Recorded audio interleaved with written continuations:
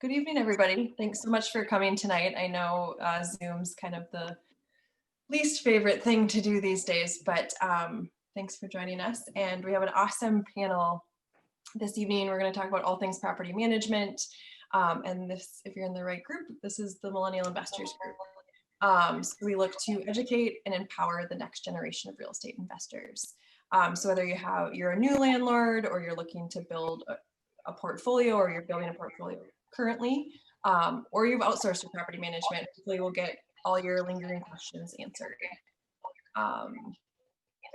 What we may do is maybe just mute everybody, and then if you want to ask a question, you can unmute yourself, or if you just want to throw it in the chat box, I'll monitor those and kind of summarize those as we go. So let's get started by introducing tonight's presenters.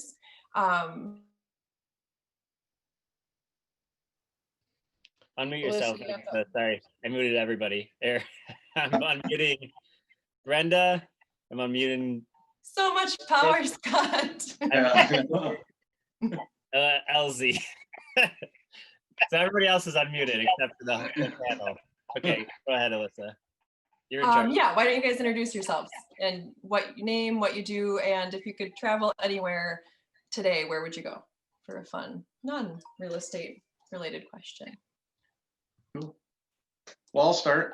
Garrett Gordon with Side by Side Realty.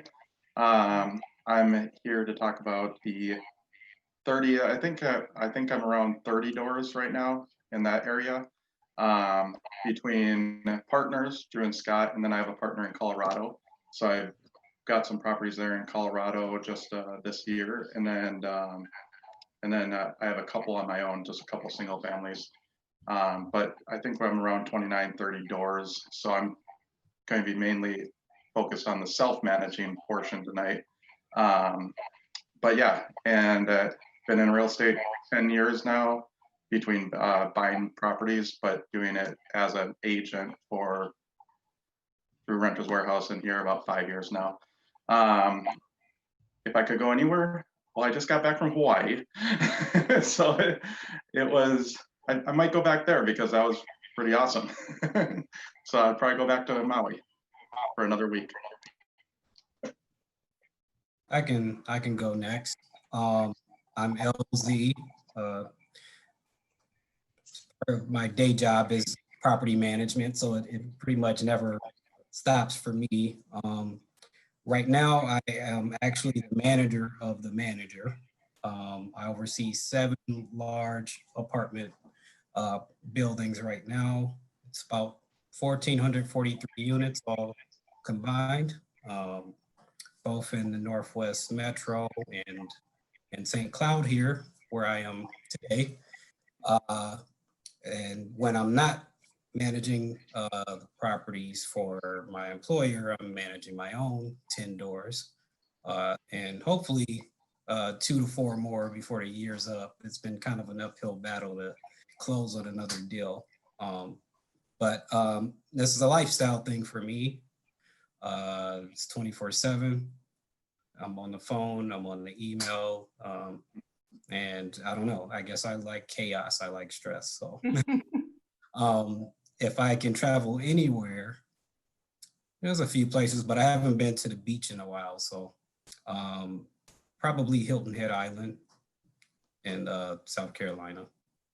It's a beautiful place, and it's been a while since I've been able to get back there. Did I miss? Well, that means, I think that was everything. does that mean I'm up? Yeah, Save the best for last. Yeah. Just kidding. My name is Brenda. I've been in property management about 15 years. Number of doors I have is just the home that I help everybody else build their investment properties. I chose having 3 kids in 3 years versus retirement and getting investment properties. I really enjoy the coaching side of property management. I like educating, twisting what the quote norm is, kind of be creative with everything that I touch. I've worked with several management companies. I feel that I learned something from each one, so that's why I've kind of bounced around. I've been with Renters Warehouse, Twin Cities Home Rental, Auntie Bees is basically my company, and I try to help other companies grow with it. So I challenge you guys all to challenge us by stumping us somehow. That's what my goal is. Travel wise, anywhere where my phone does not work and my children don't make a noise, that's where I'll go. There we go. Awesome. All right. Well, who wants to get started? I have some questions that I can throw in there as needed, but if anybody has one right off the top of to start, why don't you unmute yourself and start us off? Alyssa, why don't you start it off? Take one of those ones. Yeah. I will. I know this is the one that you guys were hesitant to answer because you're not attorneys, but what do landlords need to know about the eviction moratorium? That's kind of my famous line. Is I'm not a lawyer or attorney. I can tell you that there's a lot of hypotheticals surrounding it, so you got to be careful with the information that you hear. People like to speak on it as if it's fact. A lot of things that people say is actually opinion. The biggest thing is to not run afoul of the moratorium. And if you are unsure, you better stop, drop, and roll and seek the guidance of an actual attorney before you make a decision. If it has anything to do adversely with non-renewance, sending them a threatening letter because they're being terrible tenants, definitely evictions. Whether you think it's justified or not, a person could be having a gunfight in the backyard, but I still wouldn't file an eviction without seeking the counsel of an attorney. I mean, we don't know how long this is going to go. You know, some people say end of year. That's not definite. I know the CDC, they put on their own moratorium nationwide that goes through the end of the year. But one thing I think a lot of people don't understand is our eviction moratorium is actually much more restrictive than the CDC's moratorium. So I would pay more attention to what Governor Walz is doing more so than the CDC.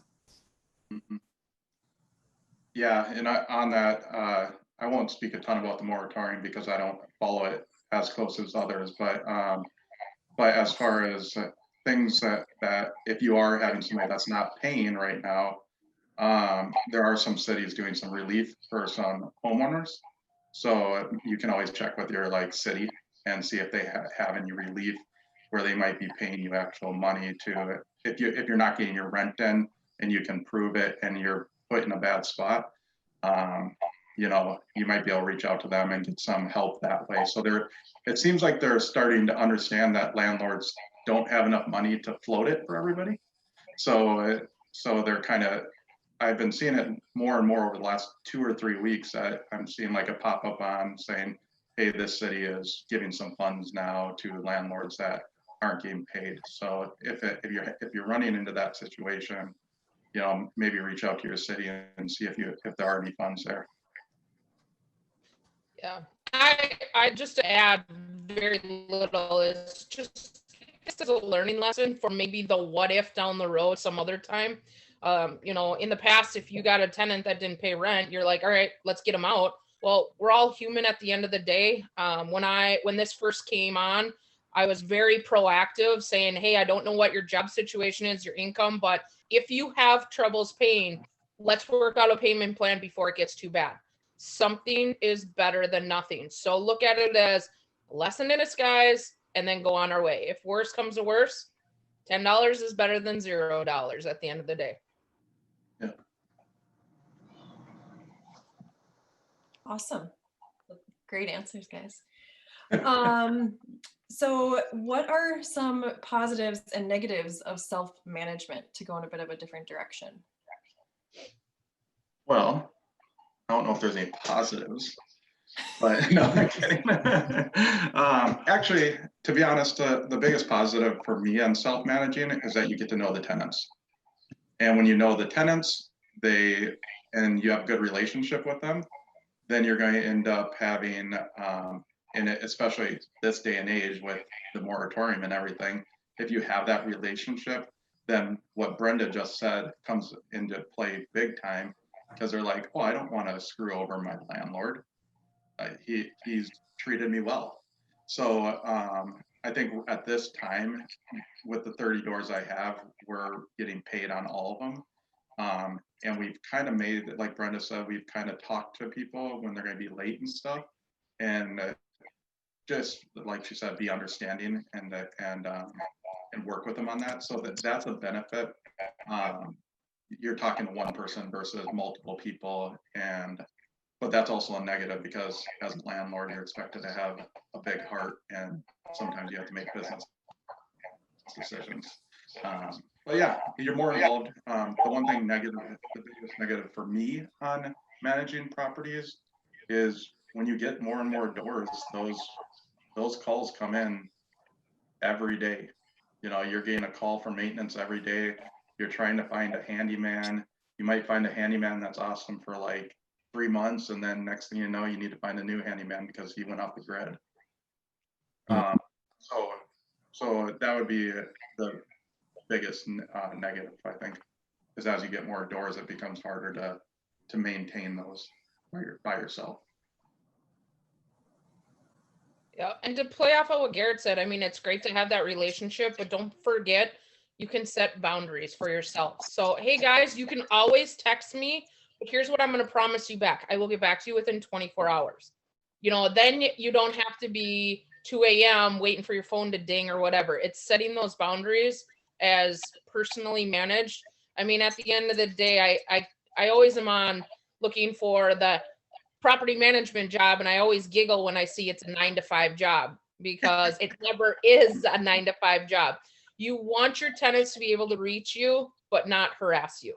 I think that's the big difference of where your work-life balance is. If you got a full-time job, for $5 a day, go hire someone to do it. You're a business person too. That makes sense.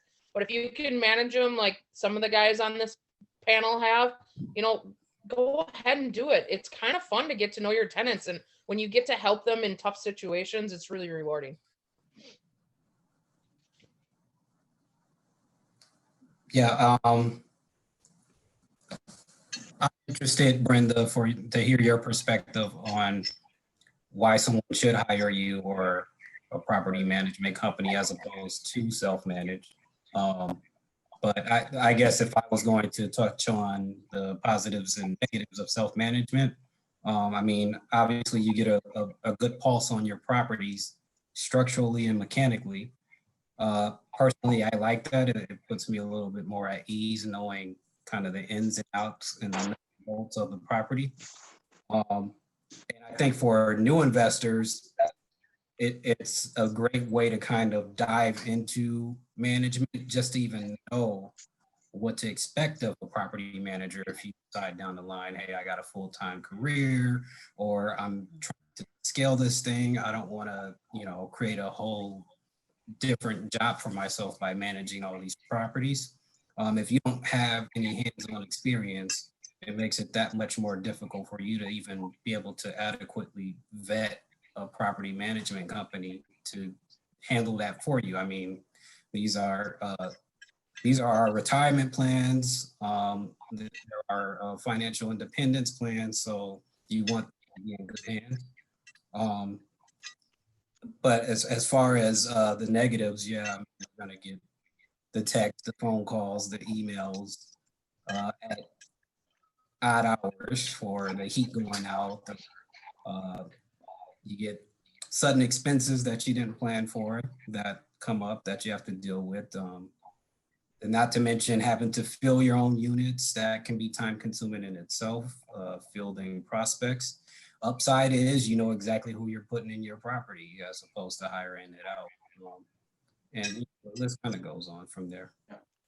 And I think it's, Elzie touched on this a little bit, but it's kind of and Drew and Scott and our team always talk about it. It's like, what's your time worth, right? Is your time worth the $100 to $150 a month in management because you have your full-time career, or do you have time to do that? If you have time to do it, great.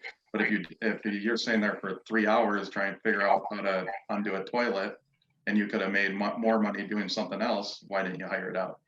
Right. So what's your time worth? And that's a big thing to figure out. And the other thing they were both saying is, if you do get property management, know what you're looking for, because every property management company has different skill sets. None of them are perfect, and it's because property management is difficult.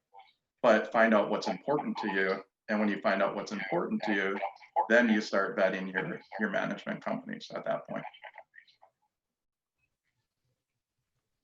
Awesome.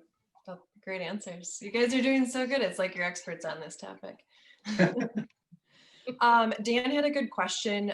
He's been hearing that some landlords are having trouble filling vacant units recently.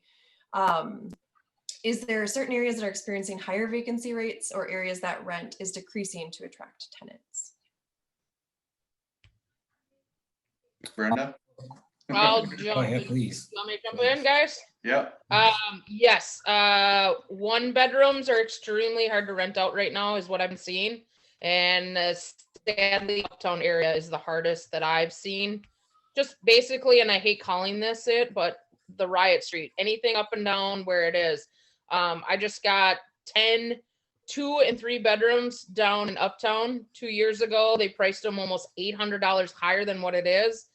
And I'm going to come in tomorrow and have a hard, very tough conversation with the owner going, vacant is just money out the window. Is $100 less better than $1,200 or $1,700 over a month after month after month? The October early snow didn't help. The phones did blow up for about a week, and now it's crickets again. And if you're looking for a December 1st, January 1st, screen them like crazy. Why are you moving in the middle of the winter during holiday season during a pandemic? And that's just those 3 questions. But people are still moving. A lot of people are starting to get out of quarantine life with their family members. I can't believe how many females have called me saying, I need space away from my significant other. That was something interesting that came about in March, April. But it's helping. The biggest thing is be real, be raw. I mean, if even this 10 o'clock with the bars going, closing that early, that Northeast, they're all bartenders and waitresses. You got to keep that into account. Something at the end of the day is better than nothing going into the winter, paying for gas and electric and all that stuff, and then going to shovel your own snow. Who wants to do that? I do, right after working 12 hours. Can I ask a follow-up question? Yep. The thing I really want to know is who has had tenants not paying rent, but I guess we can address that later. But just for clarification, Brenda, you said you had 3 units in Uptown that were down $800. Is that total or is that per apartment? Well, to be honest, I didn't have anything to do with their original rental prices, but right now 2 bedrooms, they're sitting at $1,500 with no traffic on it. 2 bedroom, 2 bath, right on Lindale. Oh I my mean, God. yeah, it's pretty intense. And they're brand new, quote, upgraded, the white, the gray, everything. They got a deck, pets are welcome. And I'm going to tell them, let's just mark them all a little bit lower and keep aggressive, because something is better than nothing. And then you said 1 bedrooms are almost impossible to move? Right now they're dropping fast. Usually you're sitting around 1,000, 900 to 1,000. I just had 2 of them drop under 1,000, and I'm just starting to get traffic on them. One's in Arden Hills, one was in White Bear, and then I had one down on Portland, it was 6 blocks from the Viking Stadium. Just sat. It right downtown is really tough right now, and I'm sorry if any of you guys have it down there. It's rough. Yeah, and I have a 4 bedroom in North Minneapolis off of Penn there, and it's a gorgeous 4 bedroom, and we've never had an issue filling it ever. And I'm about to drop that price like crazy too, because I'm getting like one hit a week right now. And it's at the same price that we rented it within 4 days last time. so I'm gonna start dropping that price on that. So as far as even that 4-bedroom was pretty rough right now, but luckily we have enough cushion where we can drop it down. I just didn't believe it went away that bad, so I didn't move it right away. The benefit I have just with my day job is I get to kind of see the pieces on the chessboard throughout the entire Twin Cities area. And for sure, downtown is taking the worst of the hit of surrounding COVID and everything. Our properties are actually doing well compared to our competitors at 90%. So that to put that in perspective, normally if we were under 95%, it's like panic mode last year. Now at 90%, we're like patting ourselves on the back because we're killing it compared to everybody else around us. And that's with price drops, and that's with 3 months free or 4 months free. I mean, if you were looking to live downtown right now, is an amazing time to get to a place at a steal of a deal. Uptown has been kind of hit or miss. Without diving into too much detail on which property it is. I mean, we have a really nice gem of a property in the middle of Uptown, and that place is leasing up pretty quickly. I think it depends on your marketing strategy. From what we've seen, people who are local to the Twin Cities are largely staying put. Our traffic largely comes from people moving from out of state. So if you're having a problem moving a unit or two, you might want to tweak your targeting of your marketing rather towards people who are coming from out of state somehow. That might be by way of just the ad copy that you use or the lease terms that you're offering. If you can offer flexible lease terms, I think that's going to give you a leg up over some people who are refusing to accept reality right now. Yeah. And I think everybody knows this, but no reason to raise the rent at time of renewal right now. I've been trying to do a lot of like 6 to 8 month leases, get it back into renewals, try and get it back into the summer. And hopefully by that time, things get a little bit more normal. So anything you pretty much try and keep everybody there, especially if they're paying rent. So for the short term. I agree. For my own portfolio, I'm not proposing increases.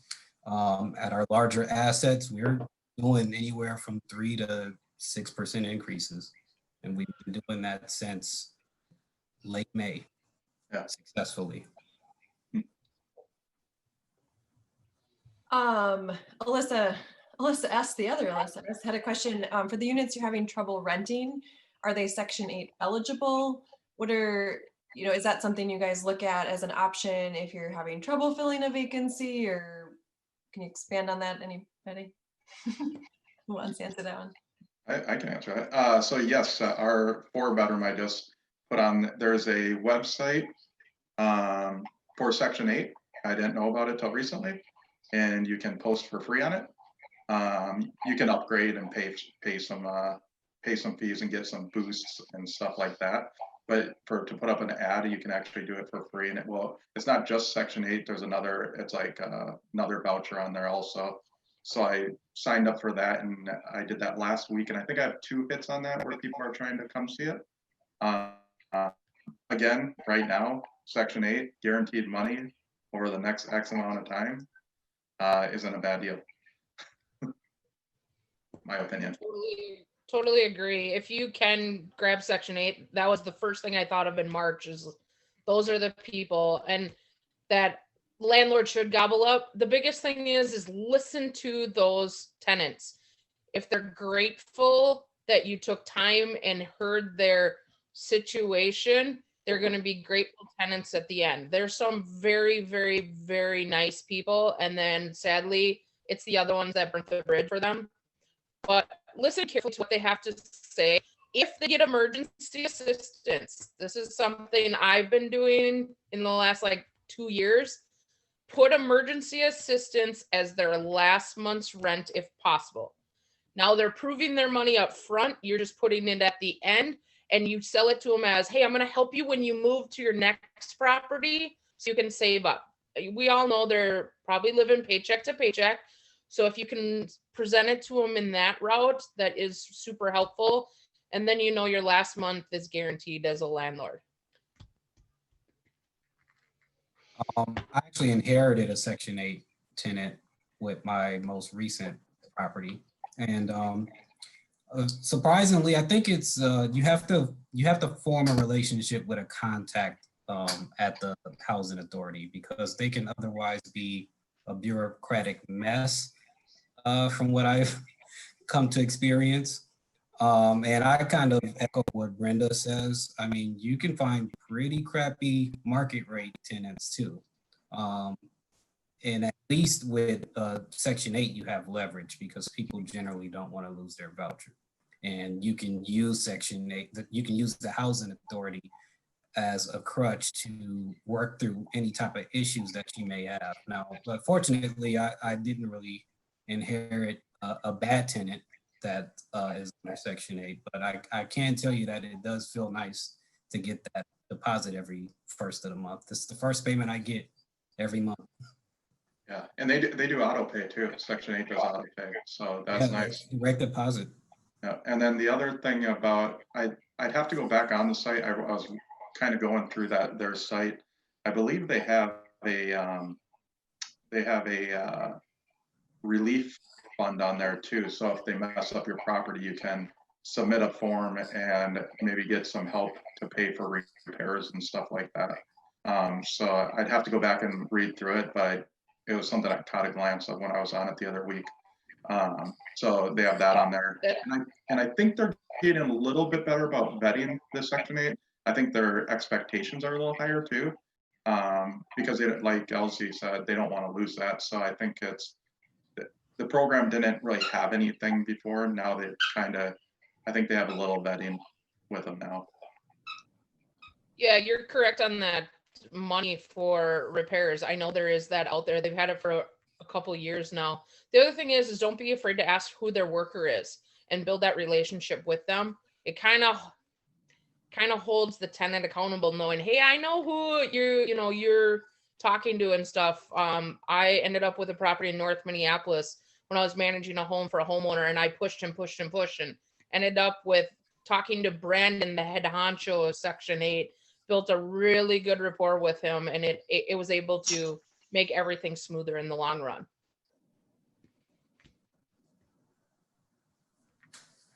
Great. Aaron has a question. What form of listing and showings are working well for folks right now? In person, video walkthrough? Drew had a comment. He just rented a unit in Milwaukee with the video walkthrough, and that was very successful. I would agree. Video is a big thing right now. And I think the rest would agree with that one for sure. I've done videos my entire career, so COVID just made it even easier. Last week, I rented 2 properties with video and then gave them the option of, hey, let's set up a time to view it if you want. If they turn that down, make sure you get it in writing just to protect yourself. So it's sight unseen. Make sure it's a current video. My last rentals were also video. Yeah, use YouTube. It works out really good because everyone can watch it on their phone. Just remember, they usually have it on silent because most people watch videos either in the comfort of their bathroom or in their bedroom late at night. So just do the meat and potatoes. Don't be saying, oh, bathroom, bedroom. Just get it out there and let it run. And don't be afraid to ask them to watch the video before viewing it too.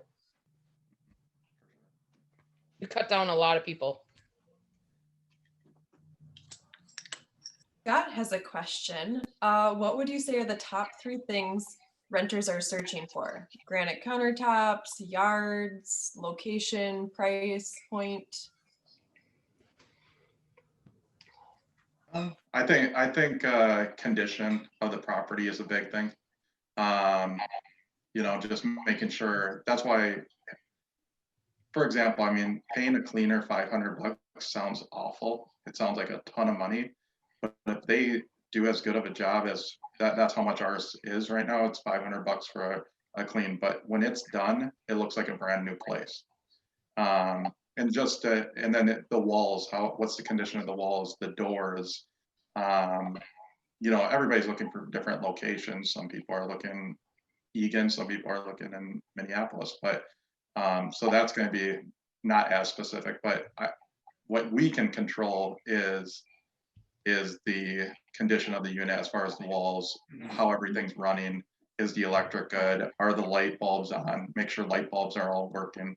Get it cleaned really well. Clean trim if you need to. That was more than 2 or 3. Sorry. Go ahead, somebody else. Yeah, I think it's just setting tone.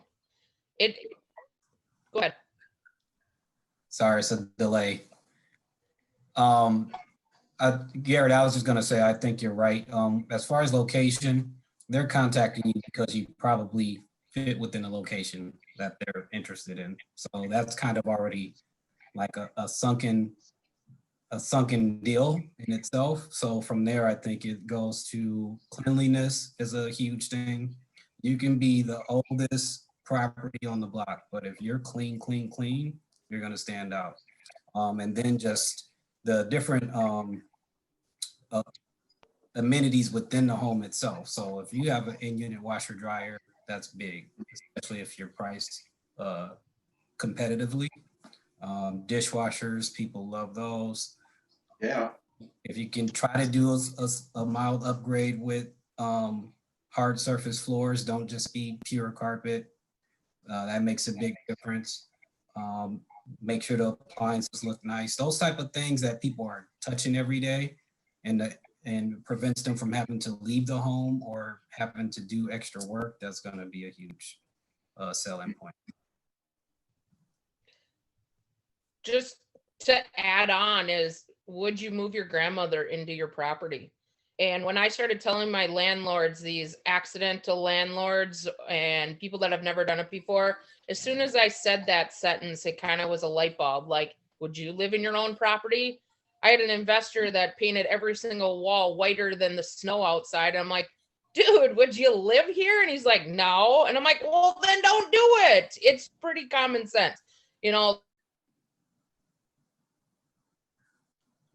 Did we lose her? She's frozen in space. That's a cool face. So. Well, she's coming back. What are your thoughts on pets and your pet policies? I love pets. Charge. I personally don't charge a pet deposit. I charge pet rent, and usually it's $35 to $50 a pet, and I'll give them a discount if it's 2 pets. Is my Paul. That's what I've been doing. I'd rather get $35 every month and make $400 extra a year than pay them back $500 deposit at the end of the year. I'm actually kind of the opposite. See, I allow pets as well. Now, what type of pets is going to vary from property to property. I just think you can, for one, over 30% of renters right now either have a pet or plan on getting one. So if you don't allow pets, bye-bye at least 30% of the people searching for a home out the gate. Or you're going to be having to deal with the people who are trying to exercise the loophole that's in place right now with ESAs and service animals. And do you really want to go down that rabbit hole? Probably not. I guess where we vary, Garrett, is I actually don't charge extra rent. I bump my market rent up a little bit because I'm allowing pets, but I do want a deposit. Yeah. So it's really what is going to fit what you're looking for. I'd rather have that added protection than extra $25 or $30 a month. Yeah, and to go off of Elzie, because I used to be the exact same, I used to do that too. The benefit of having a deposit is that they want that back. That's the benefit. So they might take care of it a little better if you have a pet deposit. So, Brenda, you there? Sorry, I think my computer froze.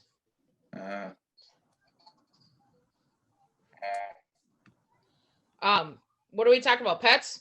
Pet deposit. Pet Sorry, my rent, computer froze. what to do with pets, accept them, don't accept them. And if you want to finish your other thought, feel free. I don't remember what my other thought was when it cut out, so I apologize, everyone. Would your It was grandma, good, I would you promise. move your grandma in?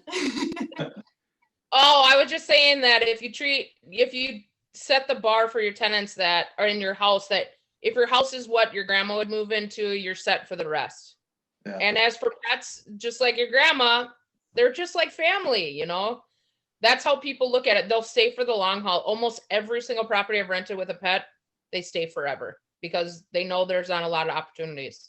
So don't ding them with a bunch of pet rent, because what if Fluffy passes away? Then you got to change your lease. Just get a deposit, hang that carrot in front of them, say, you take care of your pet, you'll get your money back. You buy them a new pet if they die. Oh, geez. I want you as my landlord. I saw a comment about a non-refundable pet deposit that jumped out to me. I caution you on using that verbiage. Call it a pet fee. Do not call it a pet deposit. Deposits are refundable.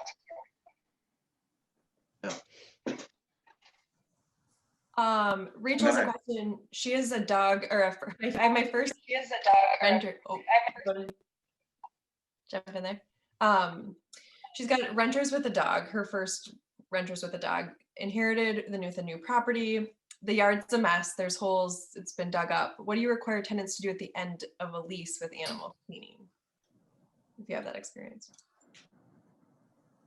When I was at Renters Warehouse, we had one where the owner actually went through and got a estimate on how much it would be to sod the yard again. And so that ended up being a pretty big battle. So I don't know who won that, whether it was the landlord or the tenant. I actually thought the tenant took very good care of the yard. So I wasn't for sure on board with the homeowner on that one. But I think if you're writing a lease, you probably have to make it, I mean, it's so hard. You have to make things so clear now, especially when it comes to pets and the yard, because I know that they can mess up a yard pretty good, especially in the winter when it's 30 below and you don't want to go out and pick up dog poop. So. To that point, you should assume if it's not explicitly in the lease, it's not an agreement. So if you don't have explicit language about what a person is responsible for, you can say tenant is responsible for picking up after pet or animal, rather. I would put animal, not pet. If you don't have that in there, they have an argument that that wasn't their responsibility. As much as it might seem like common sense, you have to have that explicit language. And you can ask an attorney about this.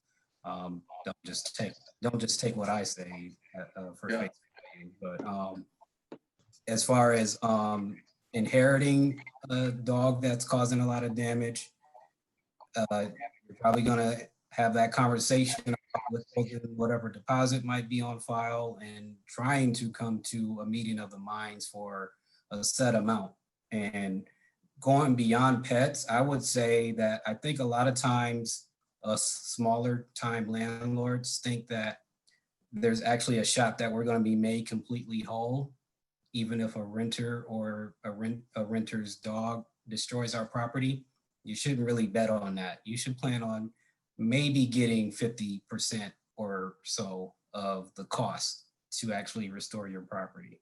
Now, if you beat that and you can get somebody to pay 75% of all the damages, I think you're coming out ahead. You shouldn't plan on charging the arm and a leg, though, even if your property is damaged pretty heavily from a pet, kids, whatever. I think being proactive also helps too, guys. You know, April comes rolling around, we don't have the snow, shoot your tenants a couple people in the community that pick up dog doo-doo in the backyard. Go, hey, I really want to give you your security deposit back. Maybe you should look at hiring this person. Here's 3 that I've worked with in the past. Now you're not waiting for the deposit. You're getting them ahead of the game and say, you know, if you don't want to hire, let me know what your feedback is on these guys. And then you're even more proactive getting that feedback. So. So Katie is a first-time landlord. Congrats. She's closing in on her first door in 2 weeks. What are the best screening tools to use for potential clients? I think if she doesn't have it, cozy.co, I believe they have a good screening, especially for, I use Cozy on some of my properties in Colorado, because before we got more properties, I didn't need much, and it's a free system. I think that I haven't used the tenant screening on there recently, but I think you can charge that back to the tenant, can't you? Yep. On there? Yeah, so Cozy's a good one, pretty much for everything, especially a smaller, just starting, getting going. I would say go to Cozy and sign up for an account, and it's pretty good for a free deal. If you're looking for free, actually like Turbo Tenant, you can market your property and get a background check. It's pretty quick.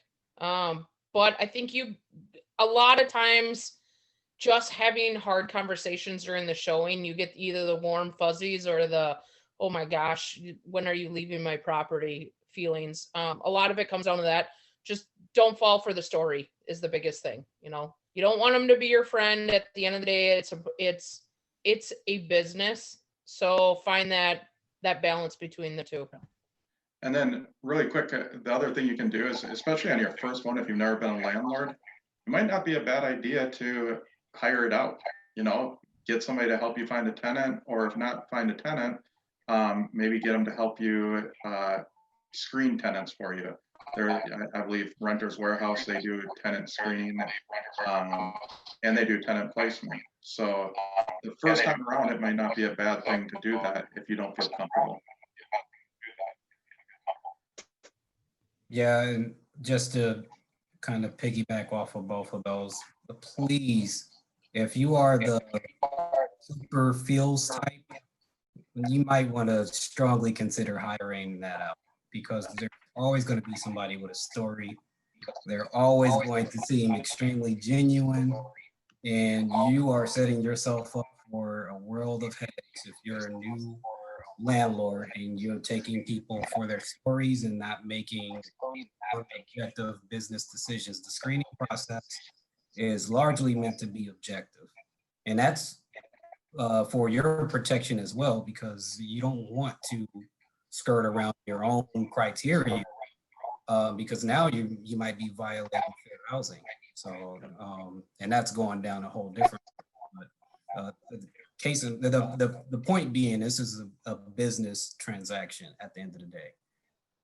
If you're looking to just make friends, I recommend you go to a bar or something like that. But when it comes to managing your properties, you have to be objective. You have to look at the data before you, and really the best way to go about it is having criteria set up before you even advertise the property, and you just adhere to that. And if you can't do it because of your emotions, somebody else needs to do it for your own good. For sure. I agree. I have no emotions now. I don't do property management because I can't separate myself. Ian has a question about tracking down a good comprehensive lease that's fair but firm. I want to be fair and understanding, but I also want to be protected. Right now I'm using the AG lease with additional addendums, but don't have insight into the language that will hold up in court if it ever comes to that. I know you're not attorneys, but standard lease that you use, any provisions you really like to see in your own leases, like that. I'll leave this to Elzie and Brenda. Brenda, I'm curious to hear your take on this, and then I can certainly go after. Oh, good. At the end of the day, just make sure you know what's in your own lease, you guys. It's just that cut and dry. The more complicated and more lawyerish, more confused you are. At the end of the day, they're humans. If you want your own lease, go ahead, but just make sure you have the nuts and bolts. It could be literally pay rent on this day, here's how much you pay, move in this day, move out, sign. It could be that simple, but you open up your can of worms. If something is important to you, put it in your lease. If you want the carpets clean at the beginning of the lease, then go. Put that in there. So I always work for companies that I've written plenty of leases. Comes down to what you know and make sure you know what's in the back of it.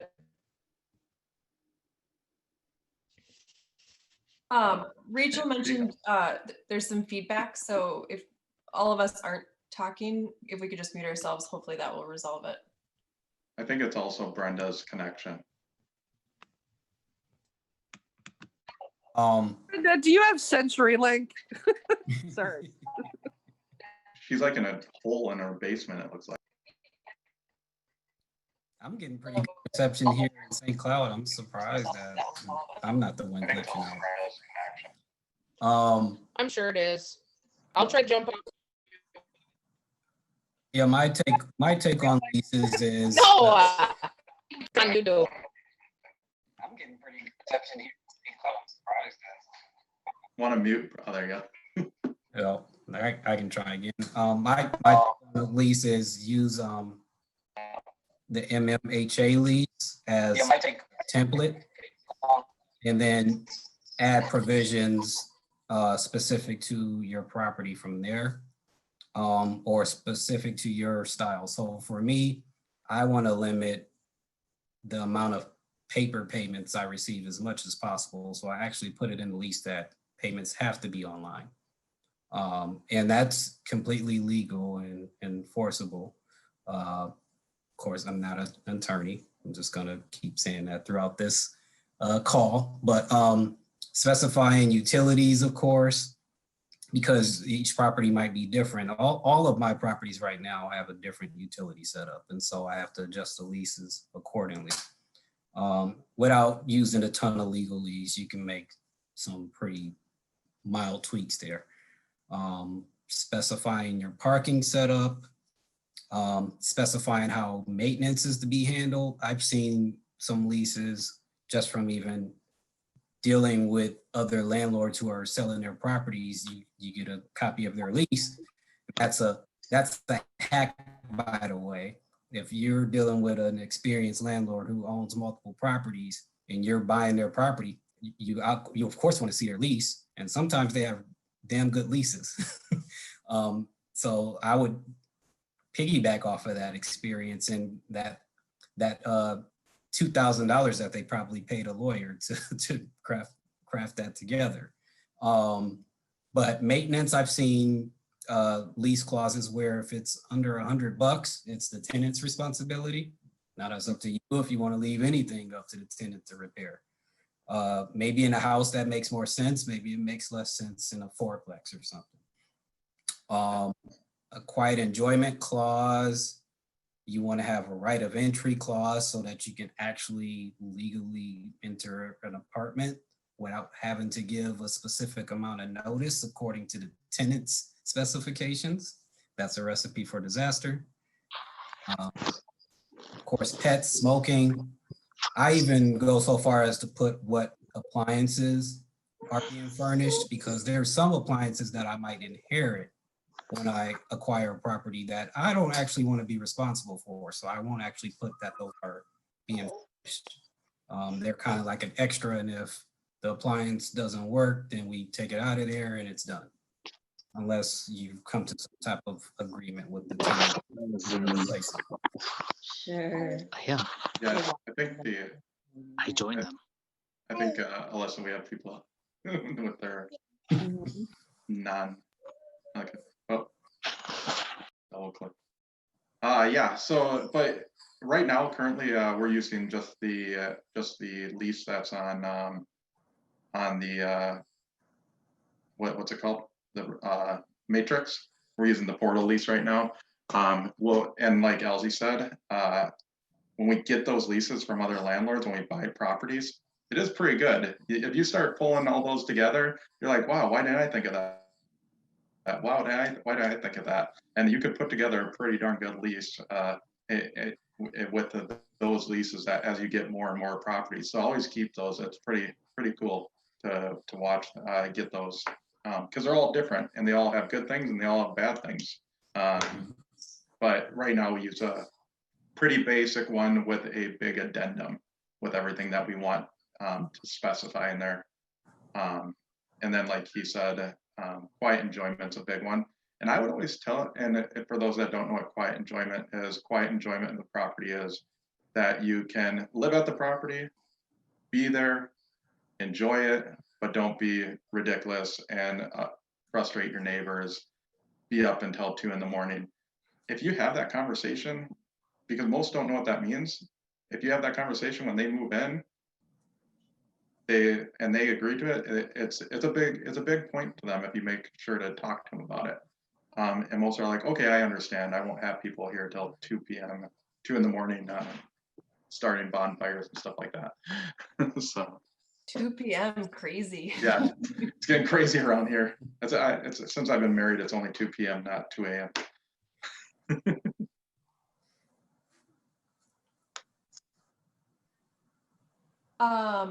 So let's switch gears a bit and talk about vacation rentals, Airbnb, any short-term rentals. What's your experience been with them if you've done that? And then what do landlords need to know about short-term rentals versus long-term rentals from a management perspective?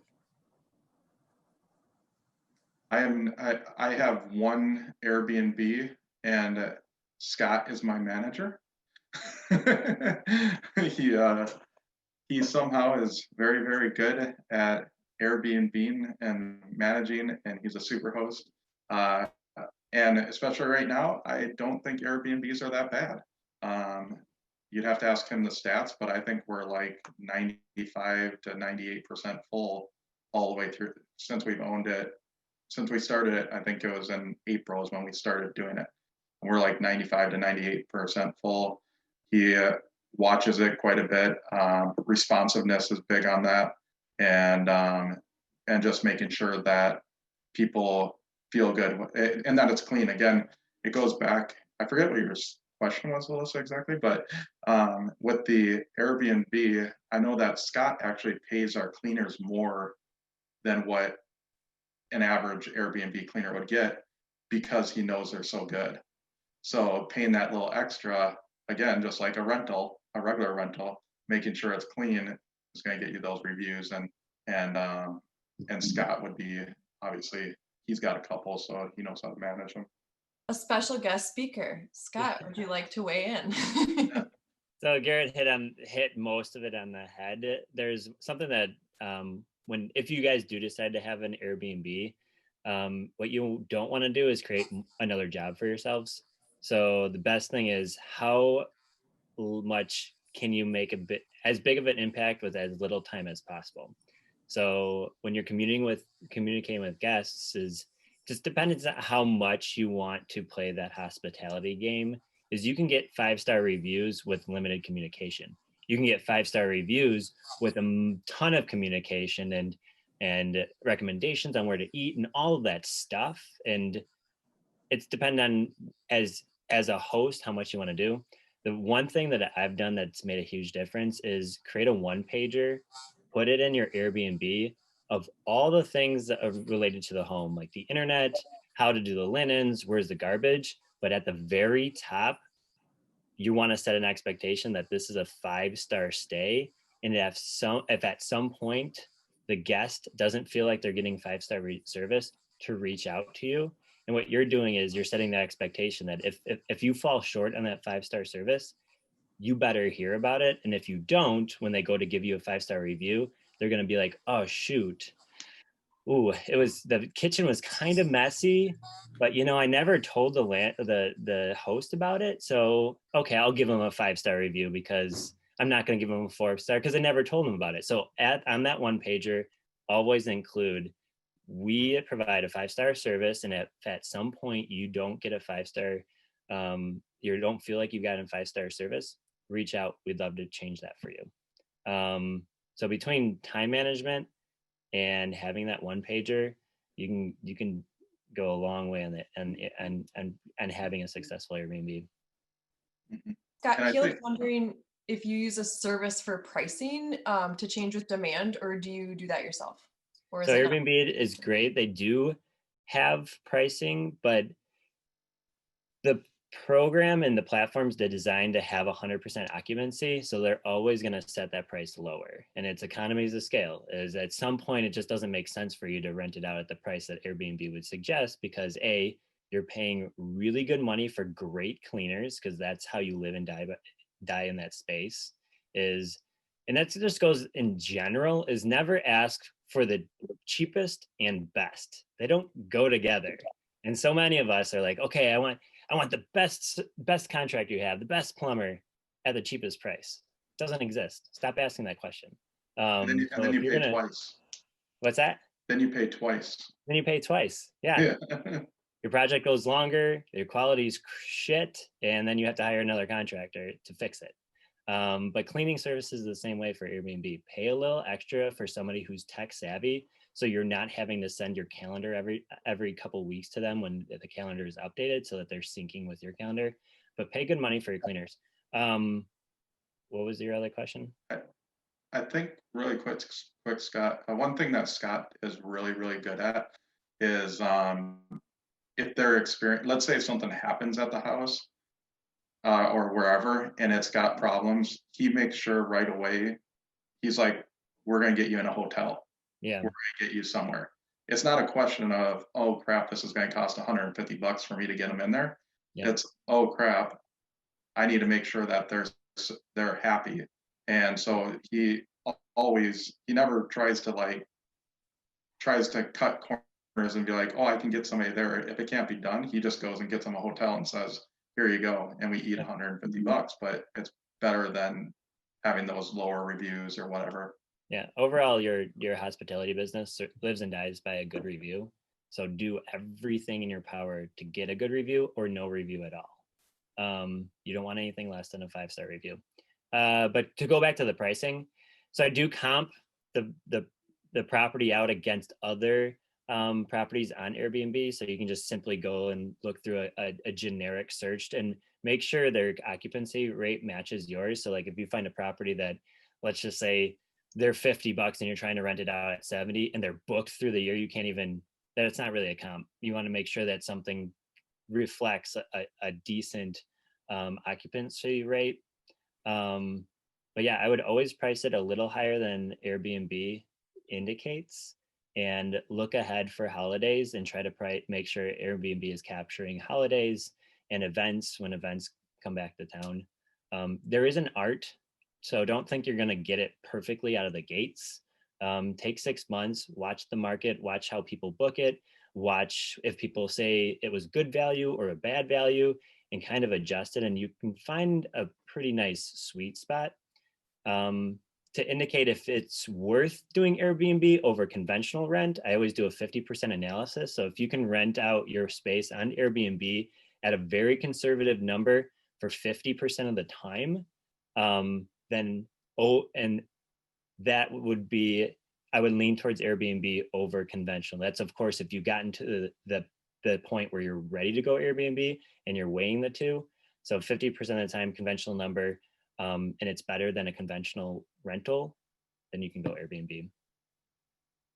Last question on short-term rentals. Dan's wondering where you find people to help with that, like cleaners, property managers, people who stage. Obviously, feels like a little more difficult to people to find short-term rental help? Short-term rental help is difficult. Cleaners, ask them if they have Airbnb clients already in their cleaning portfolio. That's a huge question. And you're gonna, and then ask if they know how to sync the Airbnb calendar with their cleaning calendar. And if they say yes to both of them, then they're probably going to be a pretty successful cleaner. And as far as, but Airbnb it's kind of a self-management game. So if you don't want to use a company like MiniStay, I know they're pretty widely used in the Twin Cities. You can pull off a decent remote Airbnb host experience. You don't have to be there.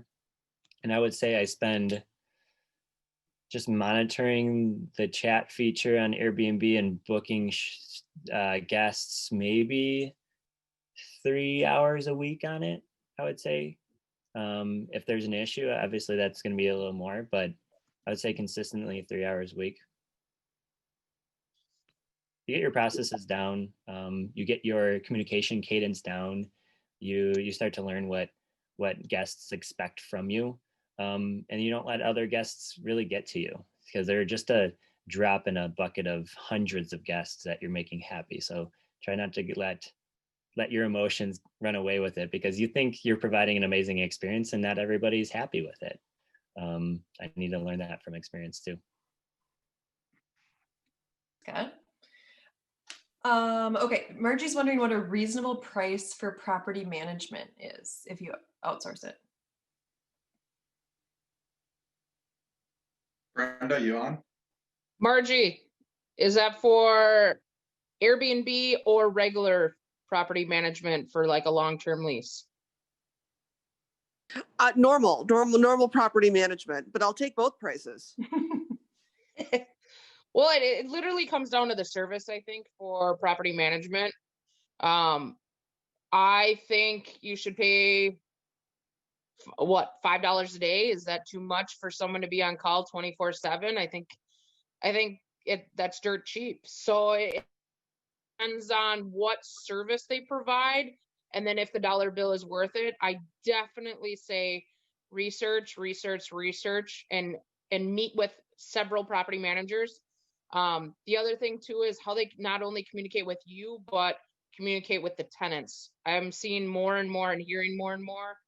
Tenants are the ones that are on the icky part of it, and they're the ones that pay the bill at the end of the day because they're the ones paying rent. So $5 a day, I think, is very reasonable for property management. What does that include exactly? I need to ask a dumb question. No, it's not a dumb question. It literally depends on the company. When you call the property management company, how long does it take for them to get back to you? When a tenant calls in, how long does it take them to get something revolved?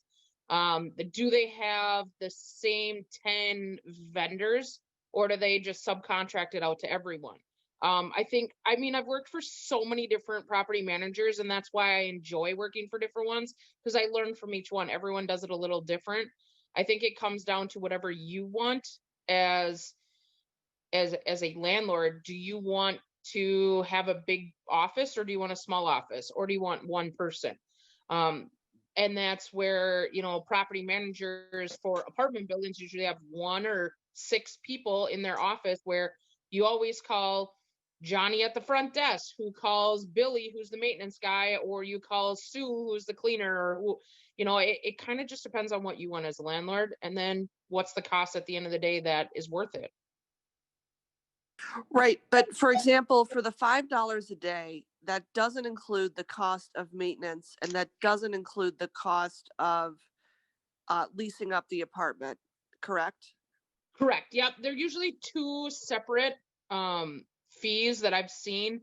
There's some property management companies that I'm aware of that will cut you a deal because you're doing tenant placement and management.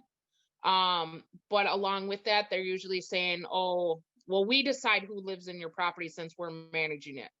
Where do you want skin in the game and say, yeah, I like this tenant, or no, I don't? I think management wise, most companies are around that 100 to 200 a month. I think 200's on the super high end. At the end of the day, I know I don't know of any property management company that pays for repairs. I think it's good to have your own vendors or you doing it and then lean on them to get it done if you don't have somebody. But if I own properties, I want to know everything that's going on with my property. Just let me know, keep me in the loop, because I want to know that my dollar bill is spent the right way. And then tenant placement, I've seen 80% of 1 month's rent up to 1 month's rent. And then I've seen if they sign a long-term lease, then they pay a little bit more. But at the end of the day, there's pros and cons to paying more up front.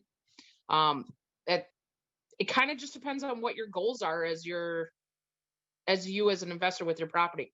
If you're looking to only rent it for 2 years, well, let's get somebody in 2 years.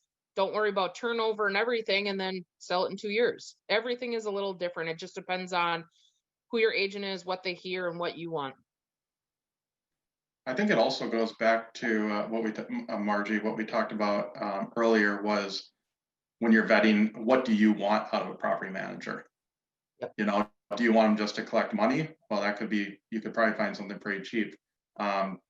If you don't mind getting a call, you know, it might be cheaper. But if you want you can get smaller property management companies where it might be worth paying more because they're actually going to be the person you call.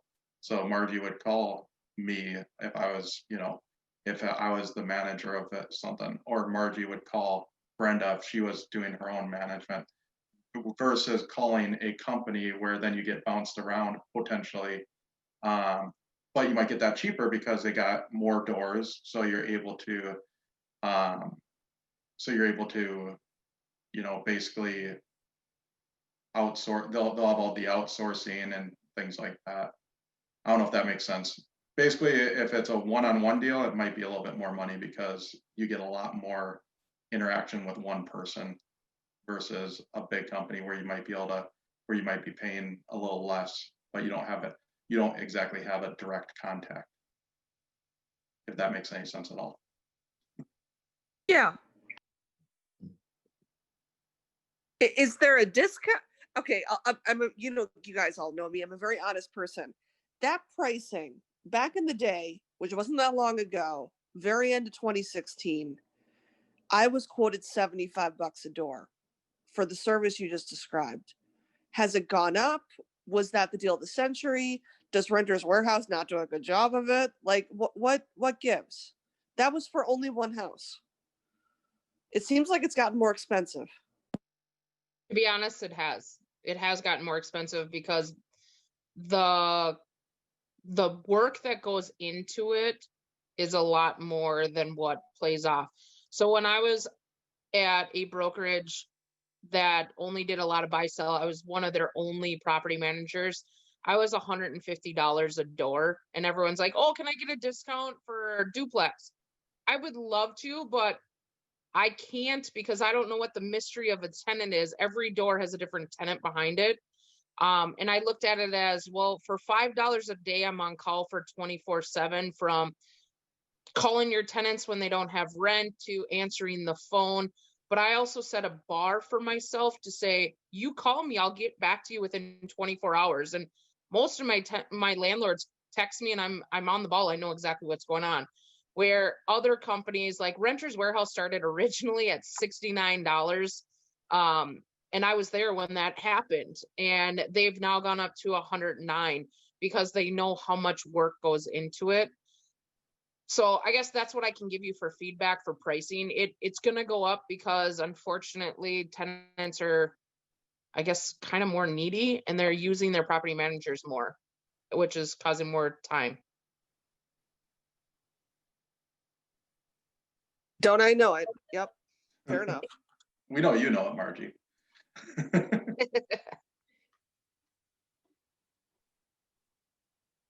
So a second question to that is, what do you do if you're self-managing and you go out of town or on vacation? Do you use another landlord as a backup, or what kind of processes could you put in place if you're self-managing and need some support? Yeah, that's a hard one.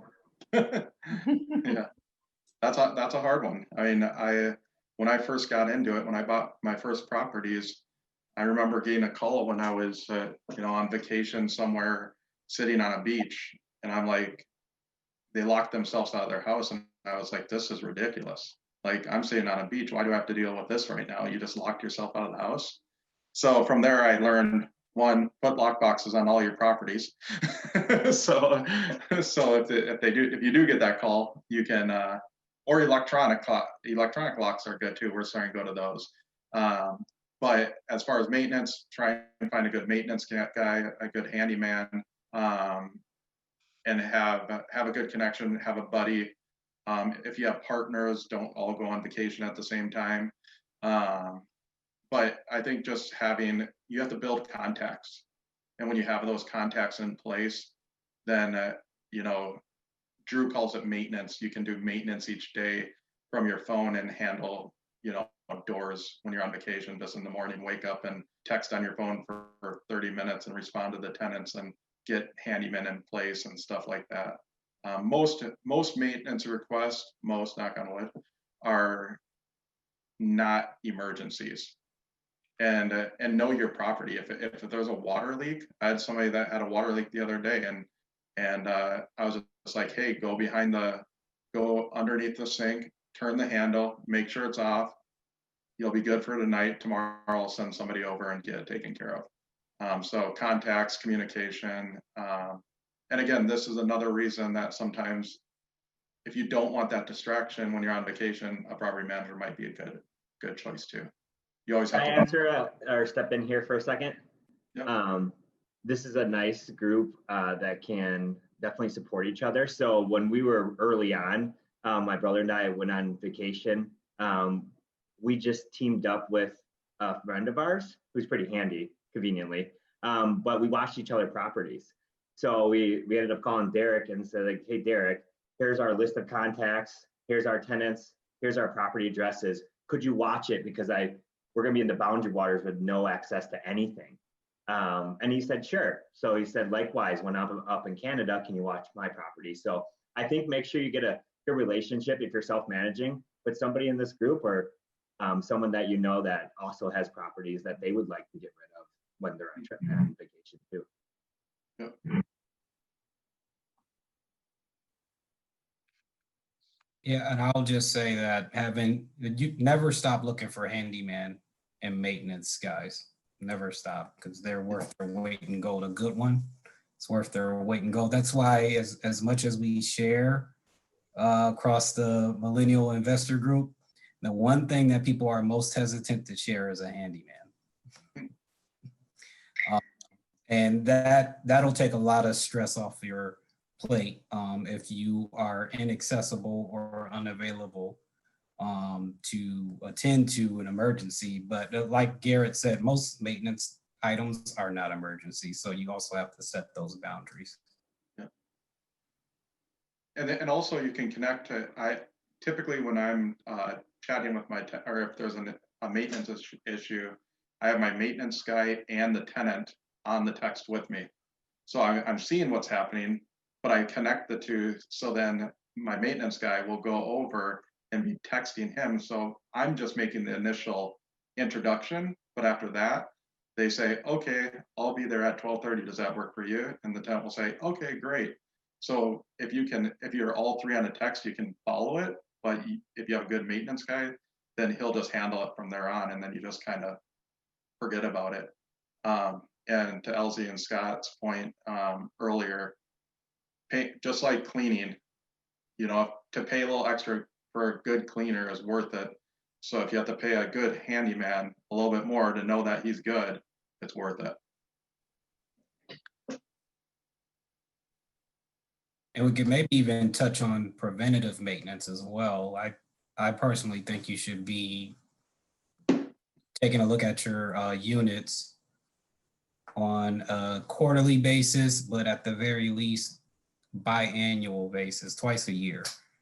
Get inside the units, check things out, see if there's a problem that's brewing or already in existence that nobody told you about, and you'll be amazed. I have so many stories of what people will live with without telling you. And then you find out because you're there visually inspecting the apartment. I've seen all type of things. I can go on and on about stories. Maybe another time. Amen totally to agree. that. I totally agree with you on that one. Preventative maintenance is huge. And also, if you can subcontract that out, sometimes having a handyman just stop by and check the smoke alarms, CO detectors, let's say you go every 6 months, close down the AC, turn it on in spring. Tenants will open their mouths and literally tell those guys so much information that they wouldn't tell you because they know you're a landlord and they don't want to get in trouble. It's all how you present it. Sometimes for a couple of $100, hire somebody to do a 25-point inspection. If you guys need some feedback on what I've seen, just let me know. But I do about 25, everything from changing the filter on the hose that comes out of the wash machine. Simple things really help your property. And even leaving like extra batteries for the smoke detectors. I mean, we all know that 95% of the tenants don't change a smoke detector or a carbon detector. Maybe putting the battery there helps. Most of the time when they die, they just take them off the wall and you'll find them sitting on the counter at move out. So, but like they said, if you do get that walkthrough, you could actually get on top of that at that time. And if you pay a property management company to take care of maintenance issues, what's the kind of markup on something like that? If you hire out property management and then you pay them to handle maintenance, do they add 30% to the top of the bid, or how does that work? I think most do. I never did. Some also just add a facilitation fee. So it's a flat fee of, let's say, an extra $100. But a lot of property managements, that's where they see a way of gaining more money. And like I said earlier, maybe always know what's going on with your property. So say, I want to be notified for everything, not that they change the guts in the toilet for $500 when you could do that, or hire me to do that for 25. It's nice to know what's going on with your property, but I think most management companies make money off that, what I've seen.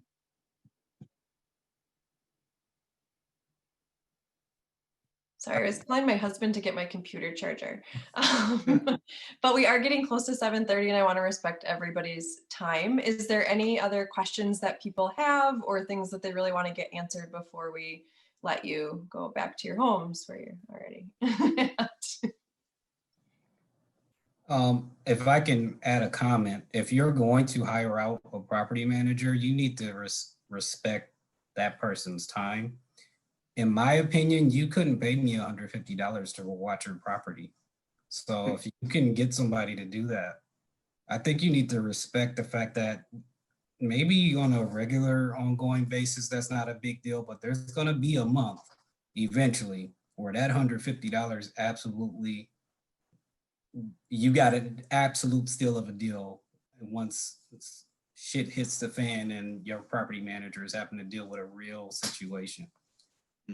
I've had people ask if I would manage their properties and I've said no, because that is not a lot of money to deal with the stresses of somebody else's tenant, in my opinion, without the appreciation of the property, without the extra cash flow, without the tax benefits. So I think to an extent, you have to respect the property manager and what they're doing for $5 a day. And I think also on that, there's other things with property management that are a benefit too. Let's say you have to do an eviction. Who do you want to go take care of that eviction? Or now you have a property manager that, yeah, you might have to pay the fee for the eviction, but they have the contact. They have the people that have been to court to do an eviction. Let's say the key thing, there's lots of stuff that on the back end that property management companies can do that you don't see. So there are a lot, like Elzie was saying, there's a lot of benefits also.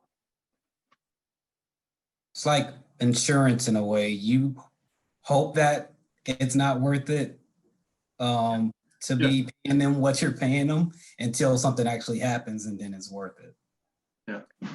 Nobody likes paying for insurance until you have to file an insurance claim and they take care of it for you. Ooh, that's good, Elzie. I'm gonna use that one.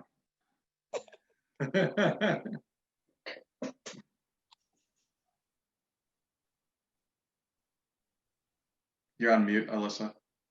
Thank you. Tommy has a question along the lines of proactive maintenance. What do you recommend for approaches to CapEx expenses or CapEx, big expenses that are not if, but when? In your experience, how much do you recommend putting into renovations, CapEx upfront at acquisition? We average $5,000 to $10,000 per door when we buy it. So anywhere between $5,000 and $10,000 we put in per door, and then we hope, that will get it to where we won't have to worry about it for a while. Anytime you buy a new property, the first 6 months, years suck. You've never been in the property. You're buying it. It had an inspection, but there's going to be something that, something happens. I think every property we bought, every dryer went out, every washer went out, every refrigerator went out within 3 months. so having a plan, I always say 5,000 to 10,000 per door to get it to feel comfortable with us. Sometimes it's 0, sometimes it's 15,000, but 5 to 10 is a pretty good number that we use.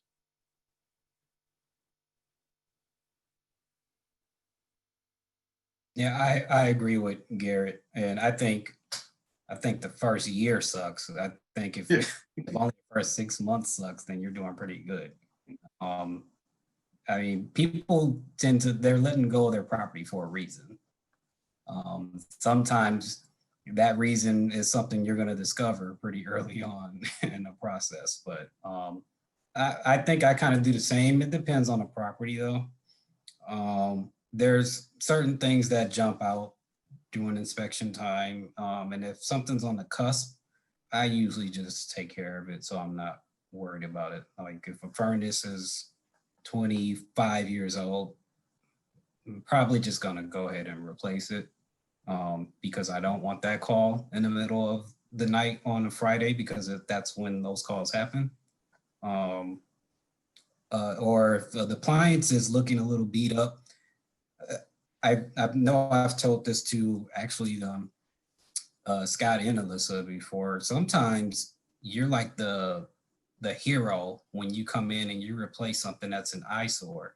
As soon as you acquire a property, it's like a way of on the back end, you're really saving your butt because it's a piece of junk. Like a stove is a piece of junk, but at the same time, you're introducing yourself to your new tenant by taking care of an eyesore that they've been living with for who knows how long. And it's just a way to open up that door for a positive interaction early on. Because if you put yourself in a tenant's shoes, they don't know what type of landlord you're going to be. All they know is that the property's changing hands, it's the unknown, and you could be a complete jerk for all they know, or a slumlord. And that's usually what they're thinking. Is that, it's about to be some slumlord that comes in and doesn't fix anything, or they're just going to let all these problems continue, and they're just going to be looking for money. They're going to raise my rent. It's just a way to kind of break the ice, but also enhance the value of your property at the same time. One thing to add on to that, I know we're short on time. It is amazing when you buy a property, if you go up and introduce yourself to a tenant and you ask them, is there anything that needs fixed? They will open the floodgates. And that one guy that I bought a duplex from in Colorado this year, he goes, I've lived here 13 years and nobody's asked me if anything needs fixed here. And he goes, and so we went in and we fixed everything up, and he's like, I'm here forever. So. All right, last question from Margie. How much do you budget per door for CapEx and maintenance on an ongoing basis?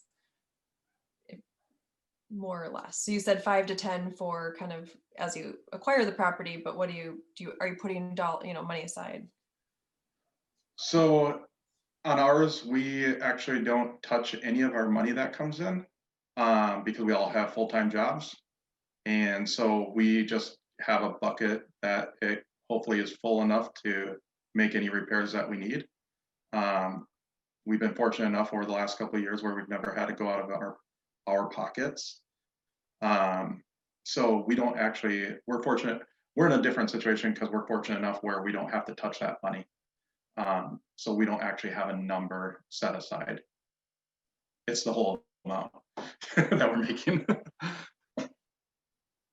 I'm in the same boat. I have a full-time career. I really don't take any of the cash flow from the properties. I just set the money aside, or I'm using it to improve the property itself.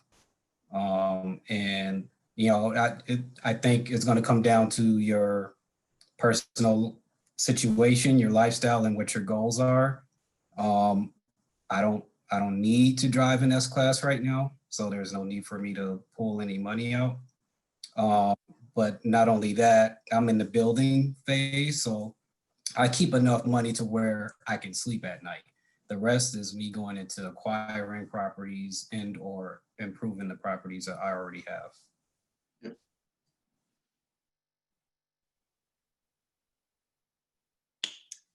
Awesome. Well, thank you guys so much, guys and gals. Sorry, these guys like a true Minnesotan. I really appreciate your time. I learned a lot, so I hope everybody else did. And thanks for all joining us tonight. And if you guys have any last tidbits of information or advice, feel free to share it now. Go Vikings. I'll share. What I meant by that question was I find what you guys just said is so often the case. Just from my own perspective, I could never operate that way. I have to kind of have an idea how much maintenance and capex are going to cost me on an ongoing basis. So the number I use to some of the newer investors is $200 per door per month for both capex and maintenance. And I've found over the last 4 years, that's been, usually I've been a little bit below it, but you know, one day I'll need a roof, right? That's been pretty good. Anyway, I'll shut up. Yeah, and I think, and part of it, if you're doing that per property and it's in a big pool, I think that makes sense, Margie, for sure, because an example, our nightmare property that Drew, Scott, and I first bought, and we remodeled the whole thing. We haven't had to put a dime into that thing since we got it remodeled. So, but at the same time, like Margie was saying, if we had been planning on $200, it probably wouldn't be on that property. It might be on one of our other ones right now. Absolutely. It totally varies. It's not like that. I never know where it will go, but just if I look at the whole pool at the end of the year, you know, divide by the doors, the number of 200 worked, and it was some capex, some maintenance. That's frankly kind of irrelevant. And I actually do the same when I'm running my numbers up front. I'm accounting for capex and maintenance, but I just don't touch the money when it starts coming in. And so I'm generally far exceeding what my upfront analysis was because I'm not pulling out any cash flow. I run my analysis as if I'm planning on actually pulling out cash, and I don't.